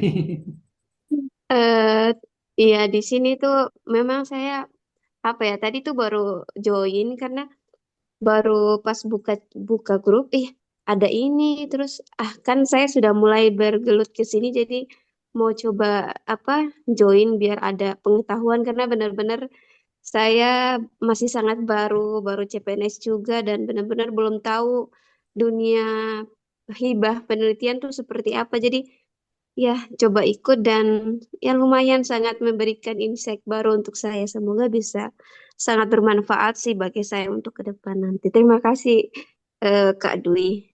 Iya, terima kasih, Kak. Kawi belum punya pertanyaan? Belum Hmm. sih, saya masih mengamati dulu dari Oke, ini yang siap, disajikan. siap. Terima kasih Mas Dwi, join ya. halo, Mas Dwi. Ya, Ibu Eh, Endang. iya, soal itu tadi yang skema disertasi doktor. Eh, untuk LPDP apa ada ada ada apa istilahnya? Sudah ada aturannya untuk itu kah? Karena ada temen sih yang sudah dapat untuk skema itu teman mahasiswa di sini. Tapi dia memang bukan awardee. Nah, pengajuannya kan lewat promotor satunya. Nah, yang sebenarnya berapa ya? 60 juta untuk 1 tahun. 1 tahun masa penelitian. Hanya riskannya itu nanti kan masuk rekeningnya promotor ya. Untuk kebutuhan pelaksanaan dari sesuai kebutuhan RAB itu di lapangan tentu yang ditemui nih teman yang sekarang mahasiswa sebagai anggota di tim dosen pembimbingnya agak riskan untuk meminta biaya itu ketika dibutuhkan. Nah, ini mungkin bisa menjadi pertimbangan lah buat teman-teman kalau ada tawaran untuk itu. Tapi kalau misalnya memang pun sudah ada syaratnya dari LPDP bahwa tidak boleh ngambil itu, ya berarti semakin tertutuplah pintu untuk di situ. Tapi sebenarnya bagus kalau misalnya proposal teman-teman memang bagus, kenapa tidak diajukan? Itu kan eh, ya membawa nama dosen pembimbing juga sebenarnya karena yang pengaju sebagai pengusul adalah promotor satu itu. Nah, hanya di praktiknya itu seperti itu yang terjadi, ada kesungkanan antara mahasiswa sebagai anggota yang otomatis kan semua yang mengerjakan kita karena itu proposal penelitian disertasi kita. Itu persoalan biayanya karena itu masuk ke nomor rekening promotor dan itu menunggu ke pengertian pemahaman dari dospemnya. Nah, itu ketika sudah mau jalan kegiatannya itu agak sungkan untuk meminta pencairannya itu. Itu sih yang terjadi. Tapi saya perlu juga apakah memang sudah ada itu mau dipastikan. Apakah memang sudah ada dibuatkan syaratnya oleh LPDP bahwa kita tidak sebagai awardee tidak boleh pengajuan lewat itu skema yang di BIMA itu untuk disertasi doktor. Karena untuk angkatan saya itu selalu kita dikejar supaya ikut gitu. Gitu. Tapi ada Bu aturannya, tidak boleh. Oh, gitu. Oh, iya, iya. Berarti ya sudah. Tapi kebanyakan kan ini kenyataan. Memang kalau kalau ini hanya sharing ya dan bukan LPDP sih. Dan Hmm. penerima beasiswa yang lain juga, mereka sudah dapat tapi mereka istilahnya masih mau dapat lagi dari Bima dan sebagainya Oh. gitu. Hmm. Saya Oke. kurang tahu resikonya seperti apa, tapi ada memang sih ya yang tetap mau Hmm. mengajukan Bima pesannya. Tapi kalau Hmm. Ya. ini komunikasi itu sih karena memang komunikasinya harus sudah intens kan ini Hmm. Hmm. secara personal sih lebih ke personal. Hmm. Tapi kalau Iya. untuk LP Hmm. tidak Oke. Ya, untuk kali ini saya boleh double belum bisa komentar ya, karena saya belum sampai di level S3. kan Jadi bidding. dipersilakan buat Hmm. Kak Titin dan lain-lain yang berkomentar tentang hal ini. Ada juga Saya nih, boleh mungkin Pak Budi iya silakan Pak, menyampaikan. Ya, silakan. Ibu Endang, halo, saya Ramis juga dari apa? Dosen non hire. Saya Oh, alhamdulillah iya. sudah lulus S3 LPDP Hmm. juga. Mas. Jadi sebenarnya setiap hour di LPDP itu kan diberikan dana bantuan penelitian baik itu tesis maupun disertasi. Nah, untuk Iya. untuk S3 sendiri itu sebenarnya kita tidak harus bergantung sama pembimbing kita atau supervisor kita karena kita bisa mengajukan itu setelah kita dinyatakan lulus seminar proposal. Nah, bagusnya setelah tahun 2020 karena saya kemarin angkatan S3-nya 2020, di waktu saya itu dia di dana penelitiannya masih at cost. Jadi kita harus masih buat RAB dulu sama harus ada surat keterangan lulus seminar proposal disertasi. Nah, tapi setelah tahun 2021 itu sudah bagus dia lamsam ya. Jadi tidak tidak butuh RAB lagi. Jadi Bu Endang kalau mau ajukan dana penelitian silakan karena itu memang haknya Ibu sebagai award LPDP tanpa harus menunggu dari pembimbingnya. Adapun memang kalau pembimbingnya menyarankan untuk ikut Bima nanti apa namanya bisa dikomunikasikan kalau misalnya ada kan LPDP sebenarnya nggak melarang untuk menerima dana dari lain asalkan dana penelitian itu membiayai item-item penelitian yang tidak dibiayai oleh LPDP seperti itu. Jadi boleh saja asal ada surat keterangan atau misalkan rincian terkait dengan item-item apa saja yang tidak dibiayai. Tapi sejauh ini kayaknya LPDP semuanya menanggung itu kan. Jadi di dana penelitian itu kan ada sudah masing-masing persentasinya ya. Iya. Misalnya bahan pakai Mm-mm. sekian persen, terus uji ini sekian persen. Jadi sudah ada semua di buku panduan Ibu. Jadi silakan Mm-mm. dimanfaatkan itu tanpa terbebani dengan ininya supervisor seperti itu. Oh, iya. Itu sehemat saya ya, soalnya Mm-mm. apa? Iya, benar. Mungkin saya karena sudah lewati juga karena sudah lulus, jadi itu yang Mm-mm. mungkin bisa saya bagikan gitu. Terima kasih Pak Dwi. Makasih Mas Rames. Terima kasih penjelasannya. Ini ada juga yang kirim link. Juga nanti bantu kirim link yang bisa dibaca, bisa diakses panduan pencairan. Mungkin bisa Ibu Endang jadikan sebagai salah satu referensi juga. Ya, oke. Kita kembali lagi. Apakah teman-teman, Bapak Ibu masih ada pertanyaan lagi? Kalau tidak ada, saya yang bertanya deh. Eh, jadi tadi saya lihat yang kayak tabel, terus penelitian pertama, kedua, ketiga kan kacetin semua tuh, terus keempat kelima yang beda. Nah, tapi kan penelitian. Nah, kan kita sebagai dosen kan bikin tiga, Dharma, pengajaran, penelitian, pengabdian. Dan yang publikasinya adalah penelitian pengabdian. Dan saya kan lakukan dua-dua nih, penelitian dan pengabdian, dua-duanya topiknya sama nih, tentang menulis, tentang writing. Apakah itu dia akan berefek kalau saya bikin yang situ tuh berdasarkan publikasi dari pengabdian saya, bukan penelitian saya gitu. Apakah memang harus hanya penelitian yang dijadikan sebagai rujukan sebelum-sebelumnya itu gimana? Untuk state of the art ya. Yang kayak kita mau menyinkronkan yang kita lakukan sekarang dan kita pernah lakukan di dulu ataupun studi-studi dahulu dan kebetulan studi itu pakai studi kita, ya kan?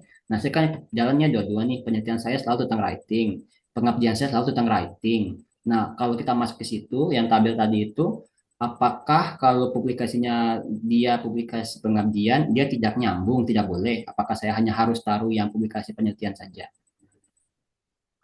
Oh, tentang yang ada di situ.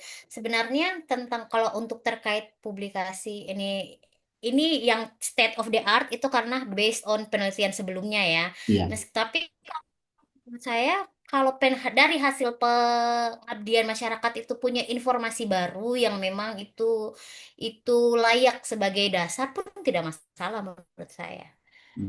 Kan Oke. itu kan kalau yang misalnya kalau yang ini ataupun bisa untuk istilahnya untuk win-win lah ya. Kalau memang itu pengabdian dirasa mungkin tidak terlalu istilahnya tidak terlalu sinkron kan kadang pengabdian itu kita mengaplikasikan ilmu dari ini hasil penelitian kita aplikasikan ke masyarakat dan sebagainya kan. Mungkin kalau memang tapi dalam pengabdian itu jika ada informasi baru kalau merasa terlalu riskan untuk taruh di state of the art bisa saja itu dasar juga dalam penulisan latar belakang begitu. Karena sekali lagi kadang ketika yang tampil di state of the art saya itu memang ini itu sesuai sudah seperti ini peta jalan penelitian saya, penelitian yang berhubungan dengan riset yang akan diajukan. Makanya rata-rata semua itu memang hasil penelitian dan memang rencana penelitian yang dilakukan ini itu memang tidak belum itu memang berbeda dengan yang sebelumnya. Tapi bahkan ini kalau mau dibilang tipikal penelitian yang saya punya kemarin itu sebenarnya untuk dari publikasi sudah ada yang penelitian sebelumnya. Namun dalam penelitian sebelumnya itu untuk beberapa tahun yang lalu, sehingga untuk saya tetap masukkan di situ dan saya ini melihat bahwa batasannya mereka hanya sampai segini gitu. Nah, yang saya ajukan itu lebih jauh dari mereka dan ditambah lagi lebih dari ini yang udah yang inti dari state of the art cuma hanya untuk melihat gap penelitian saja gitu. Tapi kalau yang mau ditampilkan itu karena ini proposal penelitian mungkin lebih ke etis nggak etis kali lah ya. Tapi kalau mau pas atau tidak nggak masalah sih kalau menurut saya. Apalagi itu dari hasil penelitian yang telah dipublikasi pun mampu mendukung tujuan dari yang kita mau riset itu sendiri sih. Oke, jadi Halo? bisa iya, bisa tidak juga gitu ya, sangat gantung. Karena Karena setelah ini beberapa kali ini tuh sekarang saya tetap bilang bahwa ini kita menulis sesuai panduan, namun proses untuk diterimanya itu ada panduan dan POV reviewer. Tergantung reviewernya juga. Dia menganggap bahwa kita menulis sudah sebaik mungkin. Mungkin kalau yang sudah lulus hibah bakal tahu tuh di akun Bima mereka. Ada nih berapa reviewer yang menilai.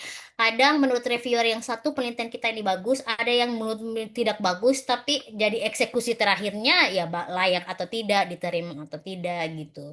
Intinya seperti itu sih. Iya, jadi dan juga salah satu hal yang apa ya, bukan menarik, tapi bikin sedih adalah yang beda. Tahun lalu itu katanya kalau belum lulus ada komentarnya.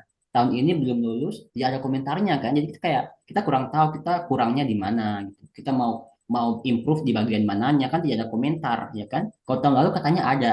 Nah, itu yang bikin saya kayak mikir-mikir ini proposal saya berarti dia kurangnya di mana? Saya pasti penasaran begitu.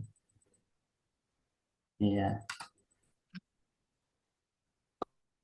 Oh, tapi pengalaman sepertinya, aduh mungkin nggak ada ketua LPP di sini. Tadi Tapi tadi ada tadi memang sudah bilang. pada saat kita ini lulus, mungkin pada saat itu tidak langsung muncul, tapi ada rentan waktu tertentu, semua komentar dan sebagainya itu ini muncul. Jadi nanti ada bisa kalau kalau ini duit kayaknya nanti saran nanti coba langsung ke Oke. LPPM-nya minta di sharing hasil itu karena biasanya ada, tetap Biasanya ada akan ya? ada. Oke. Namun tidak langsung di saat selesai pengumuman itu tidak langsung. Oke, nanti coba-coba tanya deh. Kan dulu Pak Rinto yang Pak itu sudah masuk sini tapi sudah keluar lagi. Tapi sekarang kan sudah bukan Pak Rinto ya, Pak Alan. Pak Alan kayaknya belum Ah, masuk di sini. Oke, nanti udah coba komunikasikan lagi. Jadi dikit. harapannya Kompas Ekolnya itu membahas segala macam tentang writing. Tapi saya tidak bisa membantu tentang si Bima karena saya belum pernah lolos Bima. Jadi saya mengajarkan orang yang sudah lolos. Begitu ceritanya. Terus Hmm, untuk komentar Ibu Endang bagi proposal yang sudah lolos, ini tergantung penulisnya ya Ibu ya. Saya tidak punya hak dan wewenang untuk hal tersebut. Tadi palingan Ibu Titin cuma kasih bocoran tipis-tipis saja gitu, bagaimana bentukannya. Tapi dari tadi saya lihat kayaknya memang kuncinya adalah dibaca dengan lebih detail sekali aturannya. Oke, Lagi boleh saya share sedikit untuk informasi untuk yang proposalnya di spill sedikit. oke, Bisa masih bisa. masih bisa silakan. Iya. eh ini mungkin juga untuk Dwi juga untuk Dwi juga mana tahu masih tetap dan harus tetap semangat sebelumnya ya untuk ini untuk ikut. Nah, di sini sebenarnya saya ingin menunjukkan kalau ada beberapa poin yang tidak tercover di pendahuluan, tapi ini pokoknya by view-nya reviewer. Ilmu ini juga saya dapat dari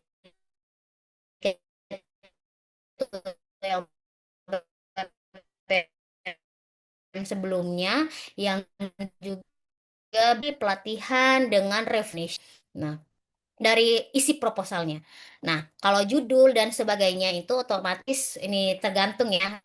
Ini tergantung kita masing-masing. Yang pasti jumlah kata dengan panduan. Di panduan itu isi ini kata kunci harus 5 karena kalau kurang kata kunci satu kadang ada reviewer yang langsung tidak ini langsung cut. Jumlah judul harusnya maksimal misal berapa kata, kalau lewat dari itu pasti cut dan sebagainya, dan itu udah fix ya di panduan.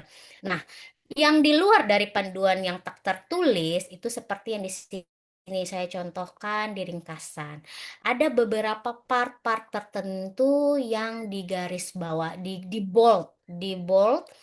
Ini tujuannya apa? Ini menurut reviewer yang memberikan ilmunya itu, bahwa dengan kita membuat bold-bold di dalam tulisan tertentu itu lebih mempermudah reviewer, sehingga reviewer tidak harus mencari tujuan penelitiannya ini apa, urgen atau tidak, ini di mana, dan sebagainya. Nah, ini tips yang kami dapat langsung dari reviewer, tidak dalam panduan. Jadi kalau dalam ini segala informasi, misalkan ringkasan maksimal harus ini sekian kata misalkan tujuannya, tapi ingat di dalam ringkasan kita harus taruh. Nah, ini kata-kata seperti penelitian urgen dilaksanakan untuk apa, sehingga kalau menurut reviewer yang pernah kasih workshop ke kita,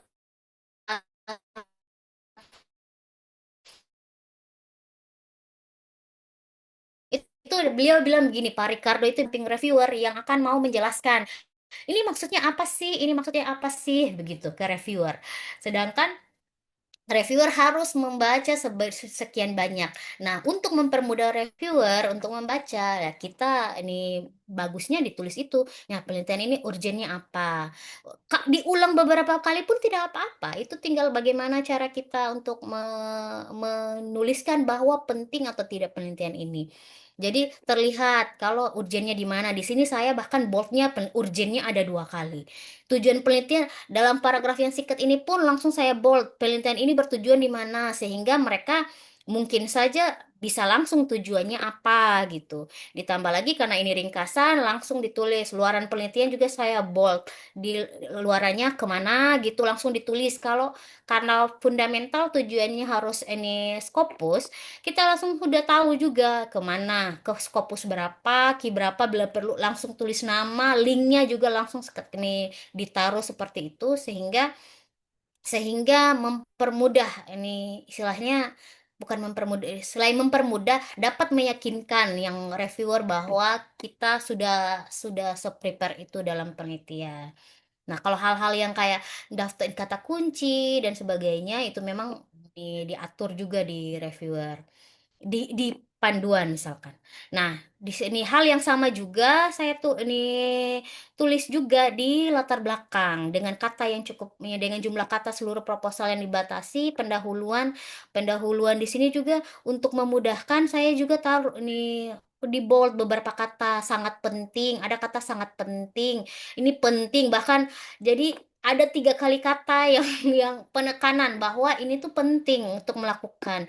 Jadi tidak hanya kita merancangkan ini semuanya dengan benar, tapi namun kita juga menuntun yang baca ini tahu kalau oh ini tuh sebenarnya penting loh, dengan kita langsung ini langsung taruh ini fokusnya kemana, biar mereka baca pun kayak misalkan ini bisa saja reviewer bosan nih membaca bagaimana data data tuna Morotai seperti apa, tapi dengan dengan ada boldnya yang sangat penting, mereka bisa langsung oh implementasinya apa, bisa langsung apa dan sebagainya. Terus ditambah juga ini yang tadi yang ketiga ini. Penelitian ini juga penting karena dilaksanakan sejalan dengan rencana induk riset nasional, fokus riset kemaritiman, sejalan dengan yang tadi yang saya bilang. Kita harus ini proposal kita rancang sebagaimana ini terlihat kalau sangat sistematis, sesuai juga dengan ini RIP universitas, fokus maritim. Itu penting. Kita bisa menambah sedikit penekanan bahwa dengan penelitian ini ternyata itu mendukung riset agenda riset nasional, RIP kampus atau dan lain-lain sebagainya. Nah, kalau ini selain itu yang ingin saya tambahkan, Kalau pendekatan masalah, state of the art mungkin ada. Nah, roadmap penelitian juga sudah pasti ada ya ini di dalam panduan mungkin secara detail kita tetap harus tambah. Kita menunjukkan bahwa rencana riset kita ini sudah kapan. Baiknya pun rencana riset kita ini bukan merupakan akhir dari roadmap kita, tapi rencana ini masih ada rencana riset selanjutnya di tahun-tahun berikutnya. Dan bisa terlihat keberlanjutan dari rencana riset kita, ada konsisten tidak. Kalau roadmap nantinya saya rasa itu aman sih, tapi kebanyakan kemarin ada beberapa yang memang dia nih rencana riset di tahun yang akan diajukan itu seolah-olah akhir dari riset dia, itu yang kadang sering miss. Dipastikan bahwa rencana yang akan kita lakukan ini itu bukan ini akhir dari roadmap kita, tapi roadmap kita masih berjalan untuk beberapa tahun ke depan. Mungkin yang di situ. Soal metode rencana ini tinggal masing-masing dalam memperbagus untuk eye catching. Kalau saya pribadi ini tetap ada peta, tambahan peta lokasi dan sebagainya untuk ya sekedar mungkin nilai tambah lah. Nah, yang agak lucu di sini itu diagram alir penelitian. Bukan agak lucu sih, agak lumayan kita harus sangat detail. Kadang ini yang saya maksudnya dalam diagram alir penelitian inilah yang akan nih harus kita sinkronkan dengan RAB yang kita nanti yang sudah kita tulis. Dalam diagram alir ini secara tidak langsung itu menggambarkan bahwa nih itu berhubungan juga dengan roadmap yang kita lakukan sebelumnya. Kalau dalam diagram alir itu juga terpampang kalau penelitian yang pernah ini dilakukan itu sebelumnya tuh apa. Ini disclaimer, dia ini tipikal diagram alir seperti ini diagram alir yang kami dapat dari ini salah satu reviewer yang memang melaksanakan istilahnya mereka workshop khusus diundang ke Unipas ya. Jadi memang dari sudut pandang reviewernya dalam diagram alir pun kita tidak hanya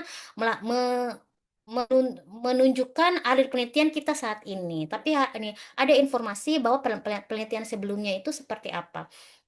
Mungkin eh, ini lebih detail karena ini tips skema penelitian yang diajukan di proposal ini kan fundamental yang memang bukan penelitian ini membutuhkan data yang dasar sehingga sudah pasti arah penelitian ini itu berdasarkan penelitian-penelitian sebelumnya sehingga itu perlu ditampilkan yang mana penelitian sebelumnya yang sudah ada dan penelitian yang tahun ini tuh sih yang bagaimana.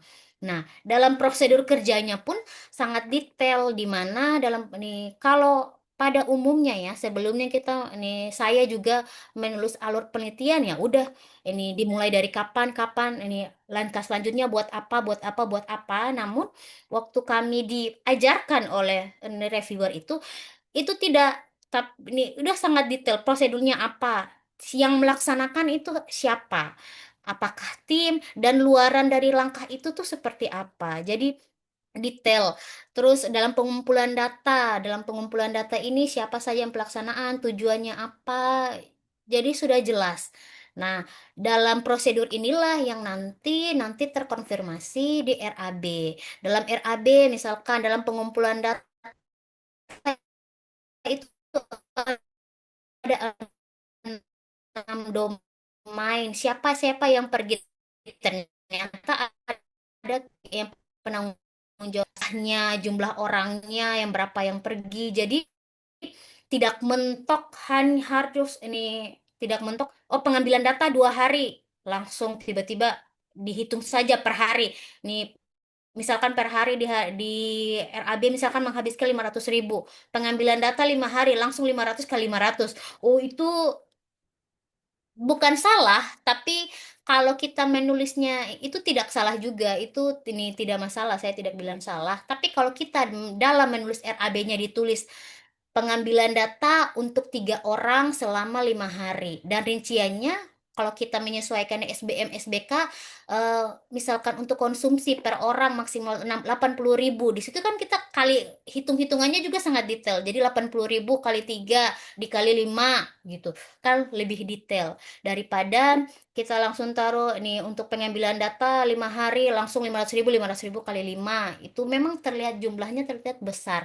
Tapi kalau kita menulis lebih ini detailnya lebih ke per item, kelihatannya sedikit, namun karena detailnya itu tetap akan banyak, bisa bisa istilahnya kita bisa maksimalkan sampai ke ke nilai yang maksimal ya. Meskipun ketika proposal lulus dalam penentuan RAB, nah itu dia besar tidaknya penentuan RAB itu itu dilihat dari penentuan anggaran itu dilihat dari bagaimana kita menguraikan item-item. Kalau kita menguraikan sudah sangat detail, otomatis sangat terlihat wajar ya. Oh, memang iya ini pas karena memang segini segini segini segini. Apalagi referensinya jumlah-jumlah yang kita pakai itu berdasarkan SBM dan SBK yang sudah sangat detail dan luar biasa effort untuk kita ini memang mengikutinya. Ini ini OH, OK dan sebagainya itu. Itu seperti itu. Nah, dan dan detailnya dan tetap ini hasilnya harus kita juga ini bisa terurai luarannya itu seperti apa, jadwal penelitian sudah pasti mungkin formatnya bisa bebas lagi ya. Ada yang bahkan dalam membuat jadwal penelitian ini justru lebih menguraikan per item yang ada di prosedur. Itu terserah ya. Itu tidak salah juga. Itu bahkan justru lebih bagus. Tapi mumpung waktu saya itu waktu terlalu mepet, jadi saya hanya item ini tidak terlalu terurai di jadwal penelitian. Tapi kalau ada yang memang punya punya punya waktu spare banyak untuk menyiapkan proposal yang sangat proper, itu juga lebih bagus untuk ditambahkan. Tambah lagi kalau untuk saya, ini daftar pustaka juga termasuk ini penting, semakin banyak. Karena di salah satu reviewer yang mereview proposal saya itu ada yang mengatakan daftar pustaka ini dapusnya terlalu sedikit waktu itu, perlu ditambah lagi.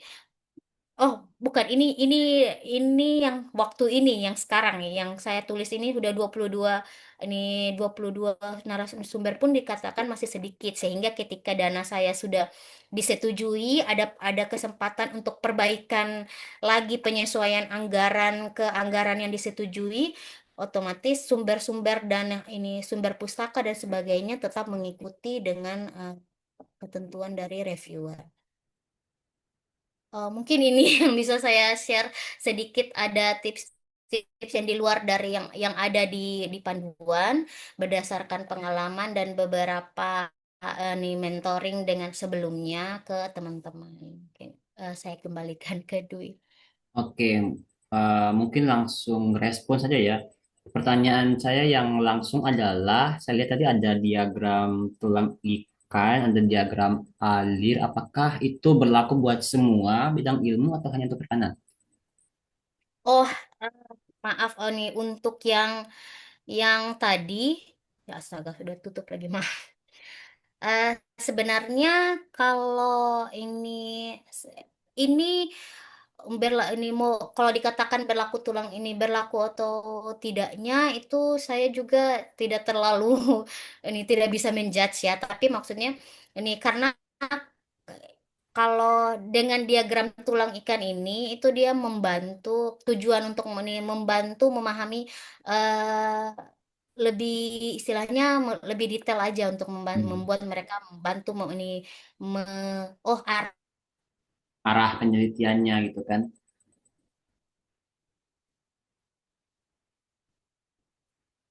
Halo,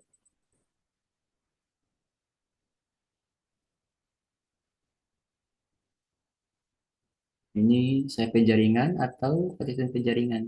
Yang lain bisa untuk dengar? dan itu kayaknya tidak kayak menurut saya tidak salah juga karena ini juga bukan hal dikhususkan bidang ilmu ya, penggunaan fishbone ini kan secara umum kan ya. Umumnya. apa. Yang alir juga sama kan? Yang bidang-bidang lain juga Ya, bukan alir. nah, kalau diagram alit penelitian ini itu kan memang ini dalam ini proposal ada kan. Dalam proposal kita memang hanya dibilang ini ada latar belakang dan sebagainya, metode diagram alir dan sebagainya. Tapi dalam memvisualisasikan diagram alir itu loh, ya. Tergantung penulisnya masing-masing. Ya, oke. Tergantung penulisnya masing-masing. Dan diagram alir hasil yang ada di sini itu memang diagram alir eh, yang kayaknya kami berdasarkan POV-nya reviewer itu sendiri seperti itu. Oke. Terus tadi saya sempat lihat berarti yang pakai huruf-huruf besar bold itu berarti kayak membantu reviewer buat lihat gitu kan.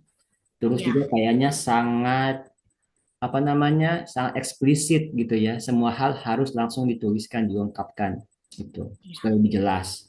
Dan kalau Ah, dan ini tadi lihat di roadmapnya ini bagusnya itu penelitian kita di tengah-tengah berarti ya kelanjutan dari yang dulu sama yang masa depan. Berarti bukan di ujung awal dan bukan juga di ujung akhir. Oke, oke. eh, tapi ini ini karena ini proposal fundamental ya. Berbeda kalau mungkin kalau memang orang yang baru meniti karir dosen sudah pasti, apalagi itu mungkin penelitian pertamanya juga tidak masalah yang pertama yang di ini kan. Kalau atau dalam mengikuti hibah sudah pasti mungkin ada, kita bisa pakai landaskan riset-riset ini, riset kita sebelumnya kita, karena istilahnya kita dalam memulai riset ini bukan tiba-tiba nol langsung riset kan, sudah ada Betul, pasti betul. pengalaman kan sudah ada. Meskipun pengalaman risetnya dalam di masa studi pun tidak masalah, ditaruh saja di situ itu sebagai landasan kita mengawali karir kita gitu. Oke, terima kasih. Setuju sekali dengan Ibu Endang. Ini semuanya daging ya, tidak ada tulangnya, semuanya daging ya. Ini ilmu mahal yang luar biasa sekali. Oke. Ya, mungkin. Oke, teman-teman masih semangat? Masih ada pertanyaan supaya kita akomodir. Kalau sudah tidak ada, mungkin kita cukupkan. Saya lempar dulu ke teman-teman.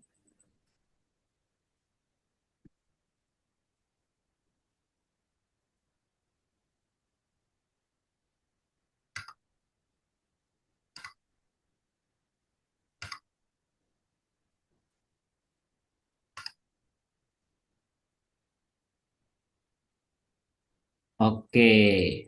Ya, Pak Ramis, terima kasih sudah join. Mungkin penutupnya kita ini ya, foto dulu ya, dokumentasi ya, sebelum Pak Ramis Share ya untuk ya. Iya, terima kasih sudah ada share dokumen. Wow, luar biasa sekali. Khusus buat 7 orang terakhir yang hadir dalam Zoom ini. Oke, uh, Kak Mayawi, Ibu Endang, kalau bisa on cam kita foto bareng sebelum kita mengakhiri sesi kita pada hari ini. Yang hadir cukup naik turun ya, tapi overall sangat luar biasa sekali. Oke, off cam ya. Oke, belum sempat ya. Oke, siap-siap. Kalau belum bisa on cam juga tidak masalah, yang bisa saja ya. Oke, saya coba screen capture 1, 2, 3.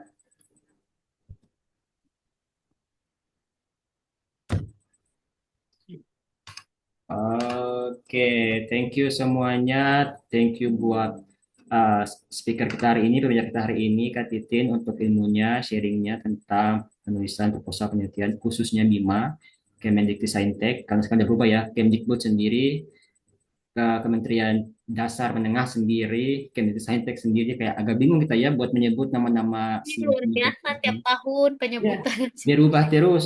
Sekarang tahun ini dia berubah jadi 3 ya. Semuanya semoga ilmunya bisa tersalurkan dengan baik, dapat bermanfaat dan dapat dipraktekkan sesuai dengan kebutuhan. Terima kasih sekali lagi sudah hadir. Terima kasih sekali lagi sudah um, menyempatkan waktu dan kesempatan dan ilmu. Sukses buat kelanjutannya di IPB untuk Kak Titin dan di Malang ya buat Ibu Endang semuanya. Kita sampai ketemu lagi di kegiatan-kegiatan selanjutnya dari Koperasi Corner. Akhir kata, wassalamualaikum warahmatullahi wabarakatuh. Selamat siang atau bahkan selamat sore. Selamat siang waktu Indonesia Barat ya, dan selamat sore waktu Indonesia Timur. Terima kasih saya izin Waalaikumsalam meresmikan warahmatullahi rekamannya. wabarakatuh.